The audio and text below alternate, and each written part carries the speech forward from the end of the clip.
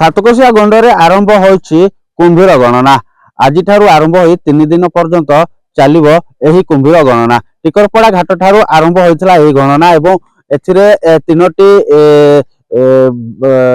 3 ଜଣ ଲେଖାଏଁ କର୍ମଚାରୀ ମାନେ ରହିବେ ଏବଂ କୁମ୍ଭୀରକୁ ଗଣନା କରିବେ। 3ଟି ଦଳ ବି ମଧ୍ୟ କରାଯାଇଛି ଏବଂ ତାଙ୍କ ପାଖରେ କଣ କଣ ସାମଗ୍ରୀ ରହିଛି ଏବଂ ସେମାନେ କିଭଳି ଭାବରେ ଟ୍ରେନିଂ ନେଇଛନ୍ତି ଏବଂ କୁମ୍ଭୀର ଗଣନା ପାଇଁ ସାତକୋଶିଆ को 4 तारिखर पर्यटक मान नदी को बारण कर बोटिंग बारण कर आज 3 दिन जाके ये कुंभीर गणना हम पाखापाखि 9 तारिख 7 8 एवं 6 7 8 यही 3 दिन कुंभीर गणना हम 9 तारिख पुणी पर्यटक मान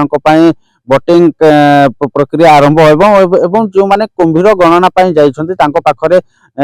बाइनाकुलर रही कैमेरा रही खाता रही पेन रही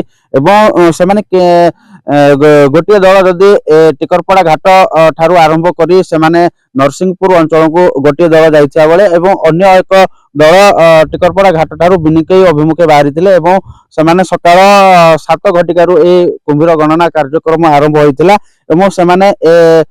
पाखापाखि 4-5 घंटार व्यवधान पर कुंभीर को गणी घाट ठारे पहुंची कहि मो सहयोगी टिके देखेबे सेटारे तांको पाखरे रही खाता रही पेन रही बाइनाकुलर रही पाखापाखि तांको पाखरे जो सामग्री कुंभीर गणना जो सामग्री दरकार होउछि ताहा भी मध्य रही एवं से प्रशिक्षण भी मध्य दिया जाइछि केउभଳି भाबरे कुंभीर गणना करा जिवो एवं केउभଳି भाबरे कुंभीर को गणा जिवो एवं कुंभीर केते रही गत वर्ष केते रहितला एवं चलित वर्ष केते रही ताहा गणना प्रक्रिया कार्यक्रम शेष होबा पर ही जना पड़िबो। अनुगुल राजेश पात्रन रिपोर्ट एमबीसी टीवी।